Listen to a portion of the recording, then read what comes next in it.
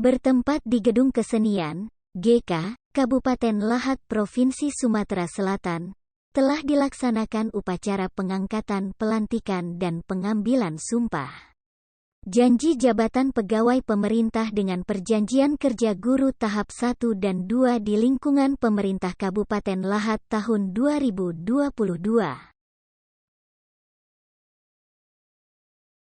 Upacara pengangkatan, pelantikan dan pengambilan sumpah janji jabatan pegawai pemerintahan dengan Perjanjian Kerja tersebut dipimpin langsung oleh Bupati Lahat, C. Ujang SH. Adapun pelantikan tersebut dibagi 2 tahap, yaitu, tahap pertama dilaksanakan pada pukul 7 sampai selesai dengan jumlah 335. Sedangkan untuk tahap kedua pada pukul 13 sampai selesai dengan jumlah 308 orang. Jadi jumlah seluruh PPPK guru yang dilantik berjumlah 643 orang.